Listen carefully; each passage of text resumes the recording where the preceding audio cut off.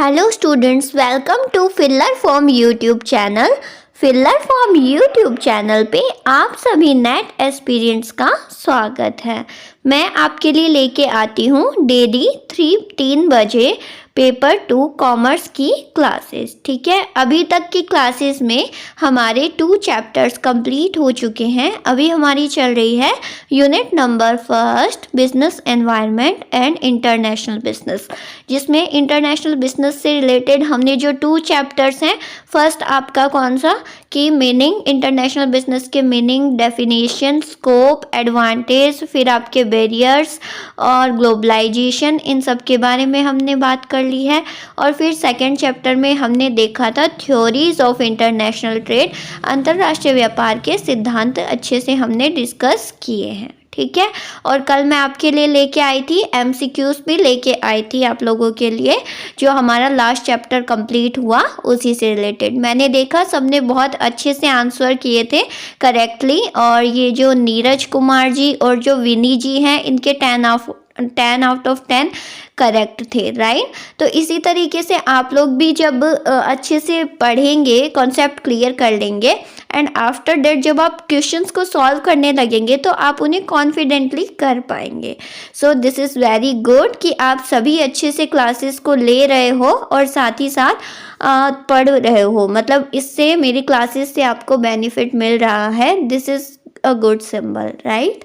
तो चलिए अब हम आज बात करेंगे हमारे नेक्स्ट चैप्टर नंबर 3 के बारे में। ठीक है, साथ ही साथ जो भी स्टूडेंट्स फिलर फॉर्म के साथ जुड़ के प्रिपरेशन करना चाहते हैं यूजीसी नेट जेआरएफ 2022 के लिए, वो यहाँ पे व्हाट्सएप ग्रुप है फिलर फॉर्म का, टेलीग्राम और इंस्टाग्राम चैनल है, इनको जाके फॉलो कर सकते हैं। यहाँ से आपको लिंक मिल जाते हैं एवरी क्लासेस के। ठीक है, और पेपर 2 की ये सभी क्लासेस स्टार्ट हो चुकी हैं। पेपर 2 की ये कुछ सब्जेक्ट्स हैं, इनकी क्लासेस फिलर फॉर्म पे स्टार्ट हो चुकी है। यहाँ पे इनके टाइमिंग मेंशन किए हैं, तो जो स्टूडेंट जिस सब्जेक्ट का है वो जाके उन्हें ले सकते हैं अपने टाइमिंग के अकॉर्डिंग। ठीक है, अब हम चलते हैं हमारे टॉपिक की ओर। आज हमारा शुरू हो रहा है न्यू चैप्टर, राइट स्टूडेंट्स।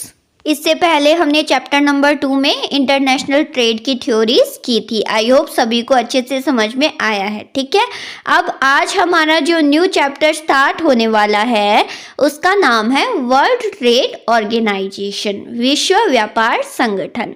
कहीं ना कहीं सबने इस ऑर्गेनाइजेशन के बारे में सुना होगा, जो भी कॉमर्स बैकग्राउंड से हैं, इकोनॉमिक्स जिन्होंने पढ़ी है और मतलब अंतर्राष्ट्रीय व्यापार कहीं ना कहीं पढ़ा है, तो उन्होंने ज़रूर विश्व व्यापार संगठन के बारे में भी पढ़ा होगा। सब अपने हैंड रेज कीजिए जिन ने WTO के बारे में पढ़ा है।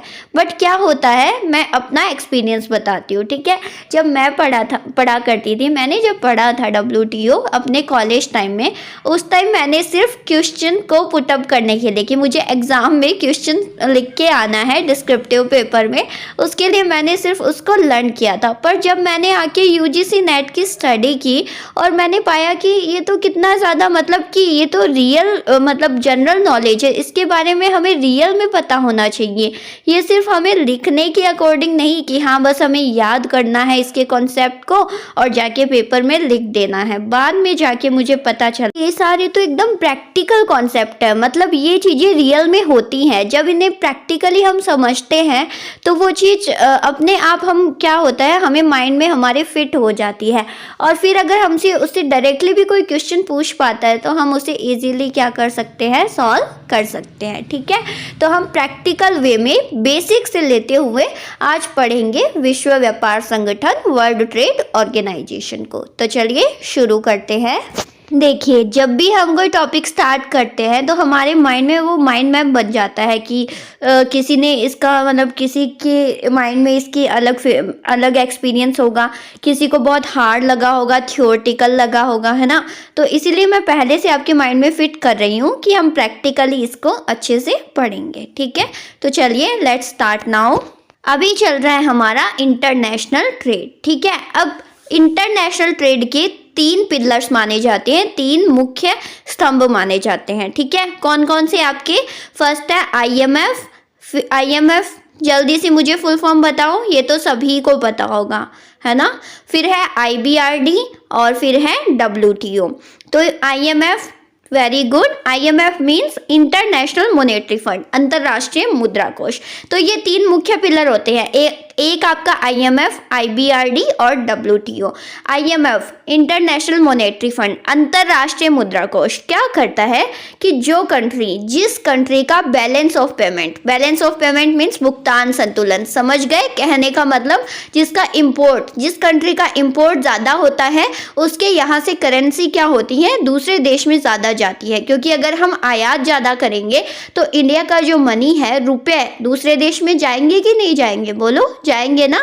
तो जिससे क्या होगा, हमारे देश का रिजर्व, मतलब हमारे देश में तो फॉरेन करेंसी आ नहीं रही है और जो हमारे देश की मुद्रा है वो दूसरे देश में जा रही है, जिससे हमारा भुगतान संतुलन गड़बड़ा जाएगा और नेगेटिव हो जाता है। ठीक है, तो क्या लिखा है यहाँ पे, जो country negative balance of payment को फेस करती हैं, ठीक है, तो उसे BOP को पॉजिटिव करने के लिए, यानी अपना एक्सपोर्ट बढ़ाने के लिए और इंपोर्ट कम करने के लिए कौन हेल्प करता है कि अपने देश में वो ज़्यादा से ज़्यादा कुछ डेवलपमेंट एक्टिविटी करें, है ना। उसके लिए कौन हेल्प करता है, आपका अंतर्राष्ट्रीय मुद्रा कोष। इसके बारे में भी हम डिटेल में पढ़ेंगे जब हमारे ऑर्गेनाइजेशंस की बात होगी, WTO के बाद, तो हम इसके बारे में डिटेल में पढ़ेंगे। अभी के लिए आप इतना जानिए कि 3 पिलर्स होते हैं मुख्य रूप से इंटरनेशनल ट्रेड के, जिसमें फर्स्ट है IMF क्या काम करता है, जो आपका बैलेंस ऑफ पेमेंट होता है नेगेटिव होया रहता है किसी देश का, तो उसको पॉजिटिव करने में हेल्प करता है आपका IMF, international monetary fund provide करता है। ठीक है, तो ये एक फंडिंग ऑर्गेनाइजेशन है, ठीक है, जो पैसे देता है किसी दूसरे देश को, जो इसके मेंबर्स होते हैं। ठीक है, फिर दूसरा है IBRD किसका पार्ट है, बोलो, वर्ल्ड बैंक का, विश्व बैंक का पार्ट है IBRD। ठीक है, विश्व बैंक आपका कुल मिला के 5 पार्ट से मिलके बना है विश्व बैंक, जिसमें सबसे पहले जिसकी स्थापना हुई थी वो था आपका IBRD, international bank for reconstruction and development, अंतरराष्ट्रीय बैंक किसके लिए, रिकंस्ट्रक्शन यानी कि पुनः विस्तार। अब देखिए कैसे कि इस IBRD यानी वर्ल्ड बैंक का मेन एम क्या होता है, मुख्य उद्देश्य, कि जब कंट्रीज के बीच में वार, युद्ध की परिस्थिति पैदा होती है तो जिससे जिन देशों को नुकसान उठाना पड़ता है, वहाँ की इकोनॉमी बहुत ज़्यादा नीचे हो जाती है, तो उनको फिर से क्या करने के लिए, इम्प्रूव करने के लिए, जो देश तबाह हो चुके हैं उनको इम्प्रूव करने के लिए जब फंडिंग प्रोवाइड की जाती है, किसके थ्रू की जाती है, वर्ल्ड बैंक के थ्रू की जाती है। ठीक है, तो इसका मेन एम होता है कि वॉर की वजह से जो देश को नुकसान उठाना पड़ा है उनकी भरपाई के लिए वर्ल्ड बैंक क्या करता है, प्रोवाइड कराता है, फंड प्रोवाइड करवाता है इन देशों को रिकंस्ट्रक्शन, पुनः विस्तार और विकास के लिए। ठीक है, तो ये दोनों IMF और वर्ल्ड बैंक है, इनको हमने शॉर्ट टर्म में समझा है, जब ये टॉपिक आएंगे तो इनके बारे में हम डिटेल में डिस्कशन करेंगे। ठीक है, अब हमारा जो मेन है वो है WTO, वर्ल्ड ट्रेड ऑर्गेनाइजेशन, विश्व व्यापार संगठन। अभी किसकी बात चल रही है स्टूडेंट्स, अभी बात चल रही है इंटरनेशनल ट्रेड की, अंतर्राष्ट्रीय व्यापार की। तो WTO किससे रिलेटेड है, अंतर्राष्ट्रीय व्यापार से ही रिलेटेड है। इसका मेन एम रहता है कि अंतर्राष्ट्रीय व्यापार को फ्री फ्लो मतलब करना, मतलब ज़्यादा से ज़्यादा जो बैरियर्स हैं उनको कम कर देना, ताकि क्या हो सके, इंटरनेशनल ट्रेड पर लगाने वाले बैरियर्स कम हो जाए और जो अंतर्राष्ट्रीय व्यापार है वो स्मूथली, बिना किसी बैरियर के, बिना किसी रुकावट के, 2 देश या एक देश का किसी अन्य देशों के साथ होता रहे। तो इसका मेन उद्देश्य है, विश्व व्यापार संगठन का मेन उद्देश्य है विश्व व्यापार। नाम से समझिए आप इस चीज को कि विश्व व्यापार संगठन का उद्देश्य क्या रहेगा कि ये 2 देशों के बीच ज़्यादा से ज़्यादा व्यापार को बढ़ाने में सहायता करे और साथ ही साथ जो बैरियर्स, जो रुकावटें आ रही हैं उनको कैसे मैनेज किया जाए, उनको कैसे रोका जाए और स्मूथली ट्रेड क्या हो सके, फ्री फ्लो के साथ हो सके। ये इसका मेन एम यहाँ पे रहता है विश्व व्यापार संगठन का। ठीक है, तो ये तो हो गई कुछ बेसिक बात कि आपका इंटरनेशनल ट्रेड 3 पिलर से मिलके बना है, जिसमें IMF, अंतर्राष्ट्रीय मुद्रा कोष, IBRD, world bank, international bank for reconstruction and development and एक है आपका WTO, वर्ल्ड ट्रेड ऑर्गेनाइजेशन। अब हमें किसके बारे में पढ़ना है? आज की क्लास में हमें पढ़ना है विश्व व्यापार संगठन WTO के बारे में। तो चलिए जानते हैं इसके बारे में। अब देखिए, मैं समझाती हूँ आपको, अच्छे से ध्यान लगाइए। BOP हमारा नेगेटिव कब होता है? बैलेंस ऑफ पेमेंट, भुगतान संतुलन, कौन सी ऐसी दो सिचुएशन पैदा होती है जिसमें हमारा नेगेटिव हो जाता है? एक तो हमारा क्या होगा, देश का जो आयात है वो क्या होगा, ज़्यादा हो जाएगा, ठीक है, या फिर जो एक्सपोर्ट हो रहा है साथ ही साथ, मतलब आयात तो कोई देश ज़्यादा कर रहा है और निर्यात बहुत कम मात्रा में कर रहा है, जिससे उस देश का BOP क्या हो जाएगा, नेगेटिव हो जाएगा। यहाँ तक क्लियर है? अब इससे क्या होगा कि जो मतलब इम्पोर्ट का तो समझ में आता है कि कोई देश किसी देश के आयात ज़्यादा कब बढ़ेंगे, जब वो खुद देश इतना विकसित नहीं है कि वो अपने देश में उस सामान को बना सके, पर उसे अपने देश में उस सामान को यूज़ करना है तो वो क्या करेगा, दूसरे देश से आयात करेगा, ठीक है। तो इसका कोई अल्टरनेटिव भी नहीं हो सकता है, यही अल्टरनेटिव हो सकता है कि वो अपने देश में बनाए, पर ये उसके लिए बहुत ज़्यादा कॉस्टली पड़ता है तो वो आयात करते रहता है, तो इसका अल्टरनेटिव ढूंढना थोड़ा मुश्किल हो जाता है। तो आयात की सिचुएशन में हम बैरियर्स लगा के ही क्या कर सकते हैं, अपने जो BOP है उसको थोड़ा सा इम्प्रूव कर सकते हैं। अब देखते हैं कि एक्सपोर्ट की स्थिति में कि हमारे एक्सपोर्ट क्यों कम हो रहे हैं, मतलब कि चलो आयात तो हम कर रहे हैं, बट जो हमारे देश का सामान जा रहा है बाहर, बिक रहा है, हम सेल कर रहे हैं, वो क्यों नहीं बिक रहा है, उसमें क्या प्रॉब्लम आ रही है, उसको देखिए यहाँ पे। कि देखिए, अगर मान लीजिए हम किसी देश को सामान बेचेंगे तो वो हमारे लिए एक्सपोर्ट हुआ, पर दूसरे देश के लिए क्या हुआ, आयात हुआ, इंपोर्ट हुआ। तो वो अपने देश के इंपोर्ट को कम करने के लिए क्या करेगा, बोलो क्या करेगा? मतलब जैसे मान लीजिए इंडिया यहाँ से भेज रहा है चाय पत्ती USA को, ठीक है, मतलब वो बेच रहा है यहाँ से, बट USA को क्या करना है, अपना इंपोर्ट कम कर रहा है, थोड़ा सा उनका BOP नेगेटिव है, उनको इंपोर्ट कम करना पड़ रहा है, तो वो क्या करेंगे, वो चाय पत्ती का जो ट्रांजेक्शन हो रहा है दोनों देशों के बीच, वो उसमें बैरियर लगा देंगे, कुछ ना कुछ करेंगे कि नहीं करेंगे, करेंगे ना। तो जो आयात करने वाली कंट्री है, जैसे USA हमारे यहाँ से इंपोर्ट करेगा तो वो बैरियर लगा देगा, कुछ रुकावटें लगा देगा, ठीक है।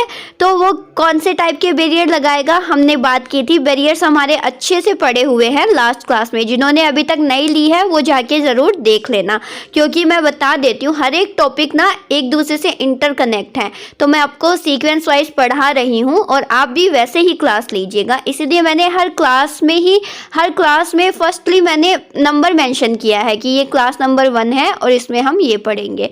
तो हम जहाँ तक अभी 16 क्लास तक पहुँचे हैं तो सारी क्लासेस सीक्वेंस वाइज है, तो आप बीच में से अगर क्लास लोगे तो हो सकता है आपको कम समझ में आए, तो मैं यही बोलूँगी कि आप सीक्वेंसली मतलब लगातार क्लासेस लीजिएगा, जैसे पहले 1 ले ली फिर 2 ले लिया, इससे आपका कॉन्सेप्ट और भी ज़्यादा अच्छे से क्लियर होते हुए चलेगा, ठीक है ना। हाँ जी, तो हम बात कर रहे थे कि एक देश अपने आयात को कम करने के लिए बैरियर्स लगाएगा। अब 2 टाइप के बैरियर वो लगाएगा, या तो वो लगाएगा टैरिफ बैरियर या वो लगाएगा नॉन टैरिफ बैरियर। अब मैम बताइए कि हमने पढ़ा है, अब बताइए टैरिफ बैरियर ये तो प्राइस पे लगता है मैम, और नॉन टैरिफ बैरियर ये क्वांटिटी के अकॉर्डिंग लगता है, ये हमने पढ़ लिया है, ठीक है। तो इससे क्या होगा कि जो एक्सपोर्ट करने वाला देश है उसके निर्यात में कमी आएगी कि नहीं आएगी। जो इंडिया एक्सपोर्ट कर रहा है चाय पत्ती का, जब इंपोर्ट करने वाले ने ही बैरियर लगा लिए, मतलब जो चीज़ 110 रुपये की मिलनी थी वो अब 200 रुपये में उनको मिलेगी अमेरिका वालों को, तो वो क्या उस चीज़ की डिमांड कम करेंगे कि नहीं करेंगे, अपने देश में करेंगे ना। इससे क्या होगा, जो इंडिया का एक्सपोर्ट है उसमें क्या आएगा, कमी आएगी। तो ये मेजर रीज़न हो जाता है, जिससे क्या होता है कि एक देश घाटे में चला जाता है, इंपोर्ट बढ़ने की वजह से जाता है, लेकिन ज़्यादा इफेक्ट किसका पड़ता है, जब आपका एक्सपोर्ट कम होने लगता है किसी देश का, तो उसका बहुत ज़्यादा फर्क पड़ जाता है BOP पे, क्योंकि आपके पास जो फॉरेन करेंसी है वो रिजर्व में आ ही नहीं पाती है। तो ये एक बहुत बड़ी प्रॉब्लम है, जिससे क्या होता है BOP नेगेटिव में चला जाता है। तो इसी प्रॉब्लम को सॉल्व करने के लिए कि आपकी ये जो बैरियर्स हैं ये ज़्यादा ना लगे और आपका जो इंटरनेशनल बिजनेस है वो क्या हो सके, फ्री फ्लो, मतलब बहुत ज़्यादा बिना किसी रुकावट के चल सके, उसके लिए आया अक्टूबर 1947 में। देश कब आज़ाद हुआ था? 1947 में। ऐसे आप चीज़ों को लर्न कर सकते हैं कनेक्ट करके, ठीक है।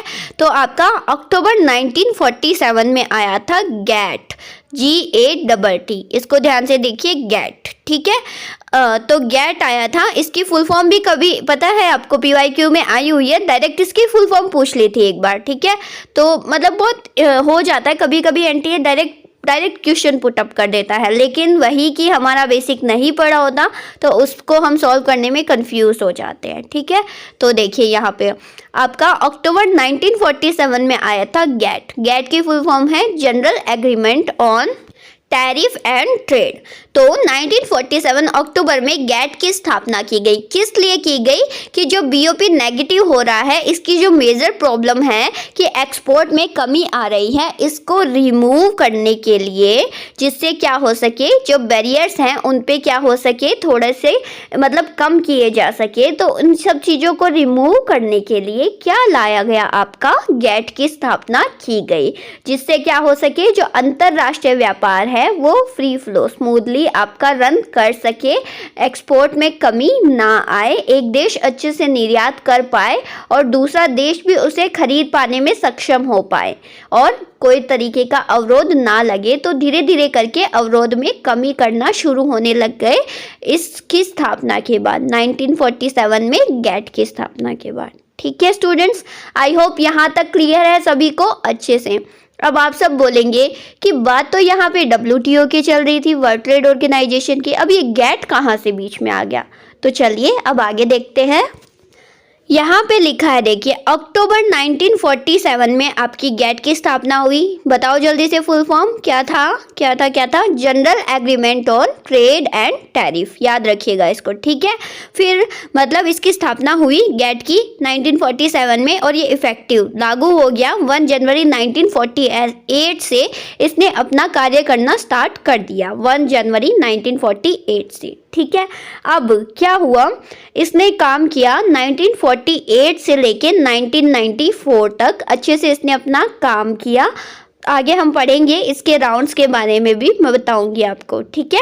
तो 1948 से 1994 तक गैट ने काम किया, पर 1994 में उरुग्वे में क्या हुआ, एक राउंड हुआ, एक मीटिंग हुई, जिसमें क्या कर दिया गया, ये डिसाइड किया गया कि जो आपका GATT, general agreement on tariff and trade है, इसको क्या कर दिया जाएगा, रिपील, रद्द कर दिया जाएगा। और फिर किसकी स्थापना की जाएगी, इसके ऊपर, मतलब इसको एक्सटेंड करके, गैट को ही एक्सटेंड करके आपका नया ऑर्गेनाइजेशन स्थापित किया जाएगा, जिसका नाम क्या होगा, WTO, वर्ल्ड ट्रेड ऑर्गेनाइजेशन, ठीक है।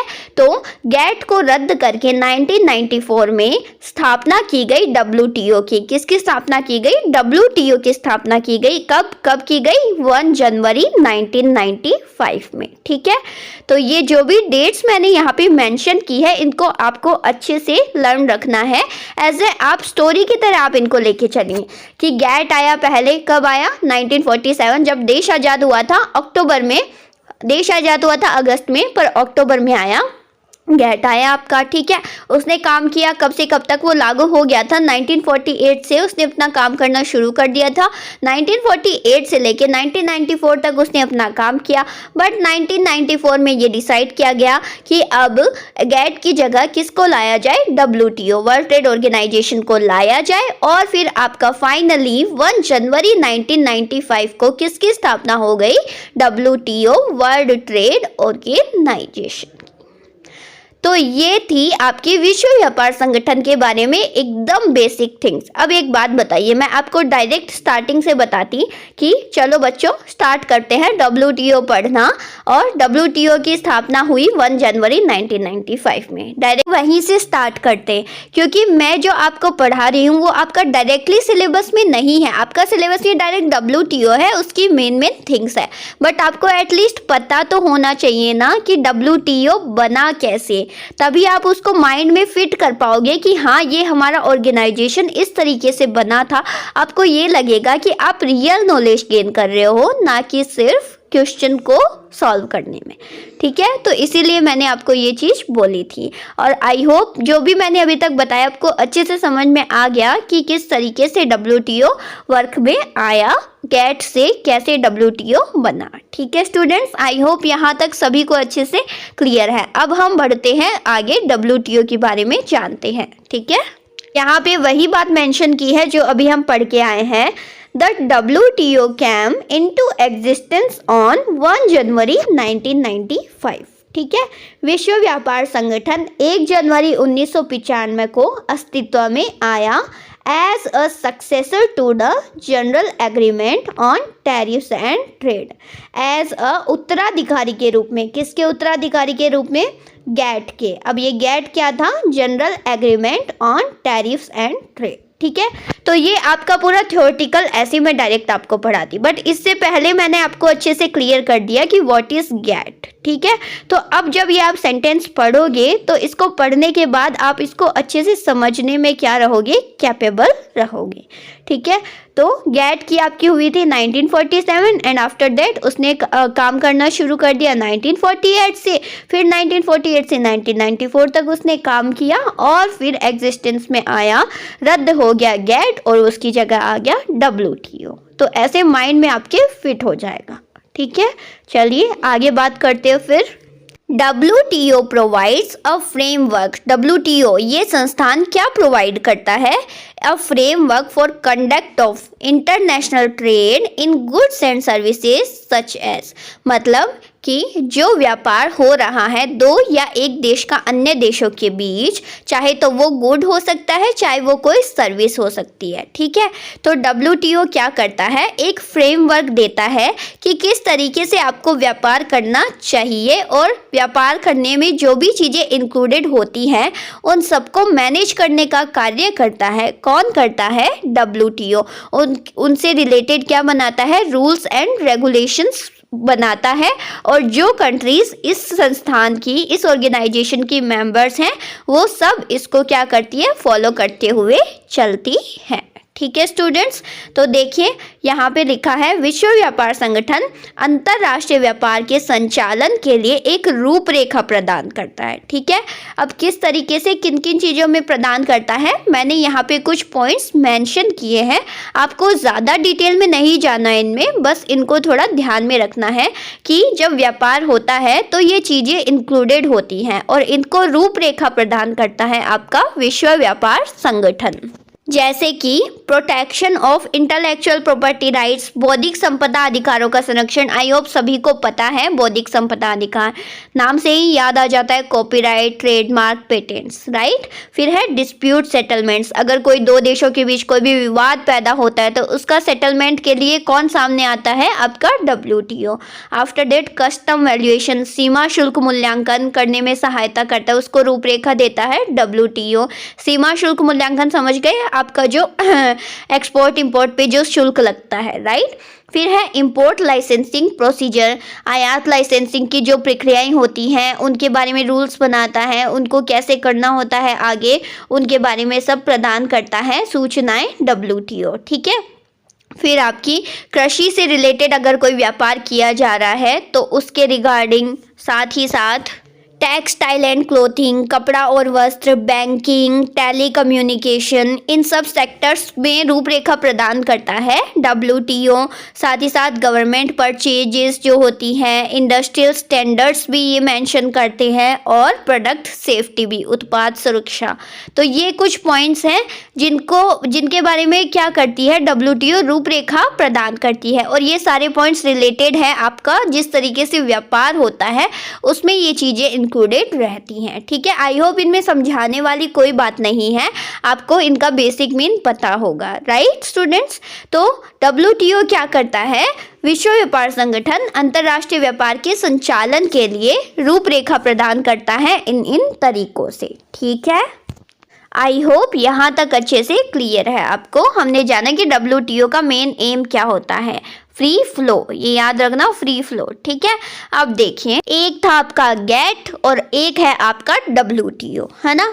अब जो भी मतलब जब गेट स्थापित हुआ था तो उसके भी मेंबर्स क्या बने थे। देखिए, ये जो भी ऑर्गेनाइजेशन होते हैं ना, इनमें ये ऑर्गेनाइजेशन किससे मिलके बनते हैं, कंट्रीज आपस में क्या करती हैं, एग्रीमेंट करती है, समझौता करती हैं कि हाँ हम सब मिलके इस ऑर्गेनाइजेशन के थ्रू क्या करेंगे, कार्य करेंगे। तो जो कंट्रीज इन एग्रीमेंट में, कॉन्ट्रैक्ट में इन्वॉल्व होती है तो वो इस देश की क्या इस ऑर्गेनाइजेशन की क्या बन जाती है, मेंबर्स बन जाती है, ठीक है। तो अब देखिए, कोई भी ऑर्गेनाइजेशन होगा उसकी पर्टिकुलर टाइम बेसिस पे क्या होगी, मीटिंग्स, कोई भी हो, चाहे कोई कंपनी हो, चाहे कोई ऑर्गेनाइजेशन हो, सबकी मीटिंग्स होती ही होती है, ठीक है। और उन मीटिंग्स में भाग कौन लेगा, भाग लेगा जो देश के आपके जो होते हैं वित्त मंत्री होते हैं, वो इसमें भाग लेते हैं। जैसे इंडिया के वित्त मंत्री, अगर इंडिया मेंबर है WTO का या गेट का मेंबर उस टाइम पे था, तो उसके वित्त मंत्री इन मीटिंग्स में क्या होंगे, इन्वॉल्व होंगे, ठीक है। और जो भी आपस में डिसीजन निकलता है, कोई इम्प्रूवमेंट करनी होती है, किसी बैरियर को हटाना होता है, तो ये सारे मेंबर्स कंट्री क्या करेंगे, अपने अपने देशों में उसको लागू करेंगे। तो इस तरीके से मीटिंग्स होती थी। तो जब गेट आपका वर्किंग था, तब जो मीटिंग्स होती थी उनका नाम क्या होता था, जैसे मीटिंग्स का नाम राउंड, हम उनको बोलते थे राउंड, कि पर्टिकुलर टाइम पे पर्टिकुलर राउंड हुए थे, मीटिंग्स को ही हम क्या बोलेंगे, राउंड बोलेंगे, ठीक है। और अब जो WTO में जो मीटिंग्स होती हैं उनको हम बोलते हैं MC, मिनिस्ट्रियल कॉन्फ्रेंस, ठीक है। आई होप बहुत छोटी टर्म है। क्या होते हैं, जो आपके गेट में जो मीटिंग्स होती थी टाइम, पर्टिकुलर टाइम के अकॉर्डिंग, जिनमें सारे मेंबर्स भाग लेते थे, मेंबर्स के प्रतिनिधि, कंट्री के मेंबर्स प्रतिनिधि, वो क्या होते भाग लेते थे। तो जो मीटिंग्स होती थी उनको हम बोलते थे राउंड। और अब जो WTO में जो मीटिंग्स होती हैं उनको हम बोलेंगे मिनिस्ट्रियल कॉन्फ्रेंस, ठीक है। आई होप क्लियर है अच्छे से। अब हम जानेंगे गेट के राउंड्स। समझ में आ रहा है ना, गेट के राउंड्स मतलब कब कब गेट की मीटिंग हुई थी। गेट कौन, general agreement on trade and tariff, ये हमारा एक ऑर्गेनाइजेशन था जिसको एक्सटेंड करके WTO बना। तो जब गेट वर्किंग था, गेट कार्य कर रहा था किस दौरान, 1947 से 1994 तक जब गेट कार्यरत था, तब जो जो मीटिंग्स हुई थी तो उनको हम बोलेंगे, जो जो राउंड्स हुए थे उनके बारे में मैं यहाँ पे पॉइंट्स लेके आ रही हूँ कि कौन सी मीटिंग कब हुई थी, कौन सा राउंड कब और कहाँ हुआ था, और उसमें क्या क्या किन किन चीज़ों में इम्प्रूवमेंट की गई थी, वो मैं आपको बताने वाली हूँ, ठीक है। तो ध्यान से सुनिएगा और नोटबुक लेके अच्छे से इनको नोट डाउन कर लीजिएगा। साथ ही साथ अगर स्क्रीनशॉट लेना चाहो तो स्क्रीनशॉट लेके, और जो मैं एक्सप्लेन कर रही हूँ उसको नोट डाउन कर लीजिएगा, ठीक है। तो चलिए शुरू करते हैं। फर्स्ट जो आपका राउंड हुआ था गेट का, वो हुआ था 1947 में। कहाँ हुआ था, जिनेवा में हुआ था। 1947 में एस्टेब्लिश हुआ था, तो उसी टाइम पीरियड में जिनेवा में आपका हुआ था फर्स्ट राउंड। कहाँ पे, 1947 में जिनेवा में, जिसमें कुल मिला के 23 कंट्रीज ने पार्टिसिपेट किया था। और साथ ही साथ इसमें जो सब्जेक्ट कवर किए गए वो था टैरिफ से ही रिलेटेड, कि किस तरीके से टैरिफ को कम किया जाए उससे रिगार्डिंग, ठीक है। तो देखिए, फिर हुआ था 1949 में NAC में, जिसमें भाग लिया था 13 कंट्रीज ने। और फिर नेक्स्ट हुआ था 1950 से 51 में। कहाँ पे हुआ था राउंड, टॉर्कवे में हुआ था थर्ड राउंड, ठीक है। और इसमें 38 कंट्रीज़ ने पार्टिसिपेट किया था। फिर अगेन फोर्थ राउंड हुआ था आपका 1956 में गेट का, वो फिर से कहाँ पे हुआ था, जिनेवा में ही हुआ था, जिसमें कुल मिला के 26 कंट्रीज़ ने पार्टिसिपेट किया था। एंड आफ्टर दैट आपके जो 1960 से 61 का टाइम पीरियड है, उसमें आपकी हुई थी राउंड हुआ था, जिसमें भी कुल मिला के 26 कंट्रीज़ ने पार्टिसिपेट किया था। और ये कहाँ पे हुआ था, ये हुआ था आपका डिलन में हुआ था। ठीक है, तो इसको किस नाम से जाना जाता है? डिलन राउंड के नाम से भी जाना जाता है। तो देखिए 1947 से 1961 तक जितने भी राउंड्स आपके हुए हैं, इन सब में आपका जो टॉपिक रहा था, जिस पे मीटिंग्स रखी गई, वो आपका टैरिफ से ही रिलेटेड था। ठीक है, ये ध्यान में रखिएगा। अब बात करते हैं नेक्स्ट राउंड की। ये हुआ था आपका 1964 से 67 के बीच। कब हुआ, कहाँ पे हुआ था? कैनेडी में हुआ था, और इसी को जानते भी हैं कैनेडी राउंड के नाम से। इसमें टोटल मिला के 62 कंट्रीज ने पार्टिसिपेट किया था, और इसमें टैरिफ्स के साथ साथ जो एंटी डंपिंग है, एंटी डंपिंग मेजर्स, उसका वो भी आपका सब्जेक्ट रहा था इस राउंड में। अब एंटी डंपिंग क्या है, ये मैंने आपको ऑलरेडी बताया है, तो आप लास्ट क्लास में जाके देख लीजिएगा। ठीक है, नेक्स्ट देखिए, मैंने जब टैरिफ और नॉन टैरिफ पढ़ाया था, उसी टाइम हमने एंटी डंपिंग की भी बात की थी, तो आप उस वाली क्लास में जाके ये देख सकते हैं जिनको नहीं पता है। ठीक है, फिर नेक्स्ट देखिए, नेक्स्ट राउंड हुआ था आपका 1973 से 1979 के बीच। ये कहाँ हुआ था आपका? टोक्यो में हुआ था। इसे टोक्यो राउंड या टोक्यो डोर भी कहते हैं। ठीक है, तो इसमें भी टैरिफ और एंटी डंपिंग के रिगार्डिंग बात हुई थी, जिसमें कुल मिला के 102 कंट्रीज ने पार्टिसिपेट किया था। और फिर आपका जो लास्ट राउंड हुआ था, ये थोड़ा सा इम्पोर्टेंट है और इसको आपको अच्छे से ध्यान में रखना है। ये हुआ था आपका 1986 से 1994, यानी जब गैट खत्म होने वाला था, गैट रद्द होने वाला था, उससे लास्ट जो राउंड हुआ था, ये आपका था 1986 से 1994 के बीच। और ये कहाँ हुआ था? ये हुआ था उरुग्वे में। ठीक है, ध्यान में रखिएगा, उरुग्वे राउंड, ये इम्पोर्टेंट है। ठीक है, क्योंकि इसमें सब्जेक्ट जो मतलब हुए थे मीटिंग के रिगार्डिंग, राउंड के रिगार्डिंग, जो सब्जेक्ट्स थे जिन पे बात की गई थी, तो वो सिर्फ टैरिफ या एंटी डंपिंग नहीं थे, उनके अलावा भी थे, वो मैं आपको बताती हूँ। उनके अलावा टैरिफ, नॉन टैरिफ मेजर्स ये थे ही, साथ ही साथ सर्विसेज के रूल्स, फिर आपके इंटेलेक्चुअल प्रॉपर्टी, साथ ही dispute settlement, textiles, agriculture, creation of WTO, ये सारी चीज़ें किस में आई थी? जो आपका उरुग्वे राउंड हुआ था ना 1986 से 1994 के बीच, उनमें सारी इन चीज़ों के बारे में डिस्कशन किया गया। और लास्ट में फिर जो आपका कंक्लूजन निकला, वो क्या निकला कि जो आपका गैट है उसको तो क्या कर दिया जाएगा? रद्द कर दिया जाएगा, और फिर उसकी जगह कौन आ जाएगा? WTO आ जाएगा। तो ये लास्ट राउंड था, और इसमें पार्टिसिपेट किया था जो आर्थर डंकल हैं उन्होंने, तो इसलिए इसको डंकल ड्राफ्ट के नाम से भी जाना जाता है। और कुल मिला के इसमें 150 जो कंट्रीज हैं उन्होंने पार्टिसिपेट किया था। ठीक है, तो ये जो उरुग्वे राउंड है, इसको ध्यान में रखिएगा, ये गैट का लास्ट राउंड था।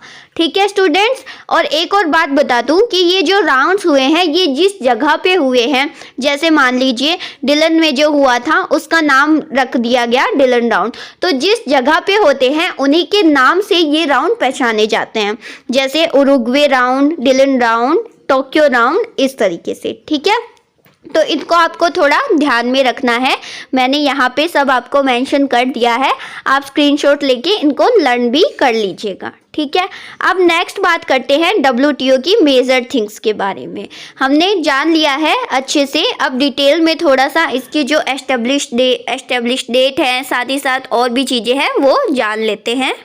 तो देखिए यहाँ पे WTO वर्ल्ड ट्रेड ऑर्गेनाइजेशन, ये एक है इंटर गवर्नमेंटल ऑर्गेनाइजेशन है। ठीक है, अब जानिए इसके बारे में।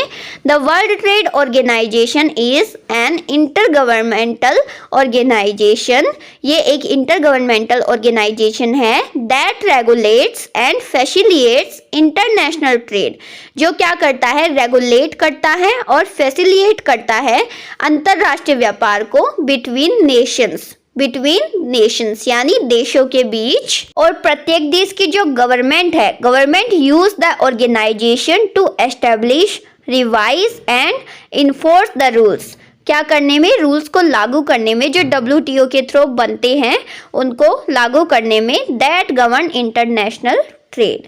कहने का मतलब कि ये एक ऐसी ऑर्गेनाइजेशन है जिसमें आपस में सभी जो कंट्रीज़ हैं वो मिलकर डिसाइड करती हैं कि किस तरीके से रूल्स रेगुलेशंस बनाए जाएंगे अंतर्राष्ट्रीय व्यापार को लेके, और उनकी जो प्रत्येक मेंबर कंट्री हैं उनके फिर सरकार हैं वो भी उनको एनफोर्स करती हैं रूल्स को लागू करने में। ठीक है, तो ये WTO के बारे में। अब इसका हेडक्वार्टर कहाँ पे है?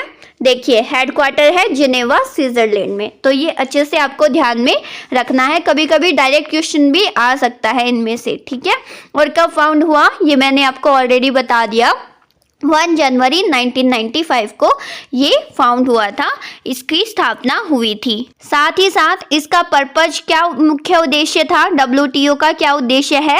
Reduction of tariffs and other barriers to trade.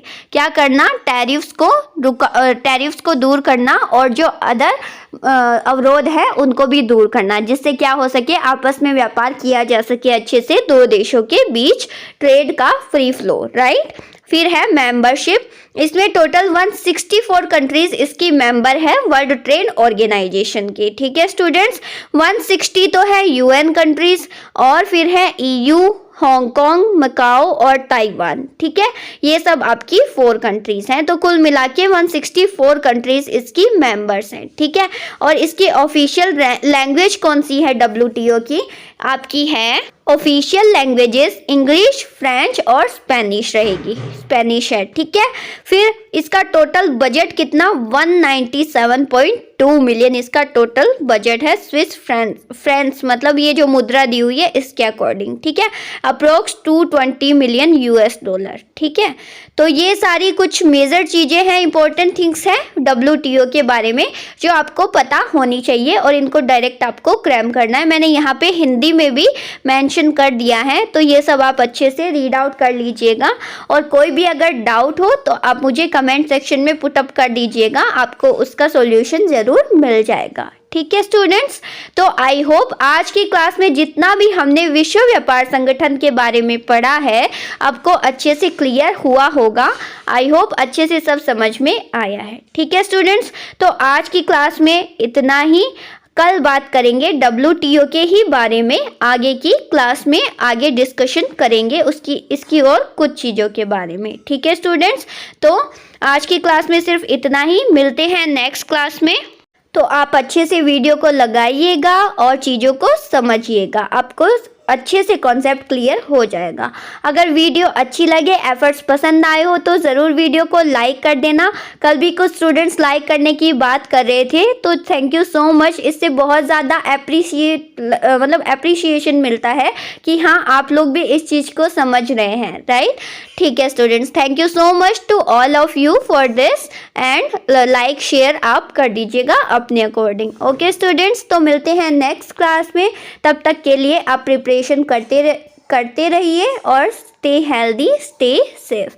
साथ ही साथ जो स्टूडेंट्स फिलर फॉर्म के साथ जुड़ के स्टडी करना चाहते हैं तो उनके लिए यहाँ पे वेबसाइट और सोशल साइट्स अवेलेबल है, इन पे जाके आप अप्रोच कर सकते हैं। यहाँ पे सब कुछ आपको स्टडी के रिगार्डिंग UGC नेट के रिगार्डिंग अवेलेबल हो जाएगा। Okay students, bye, take care.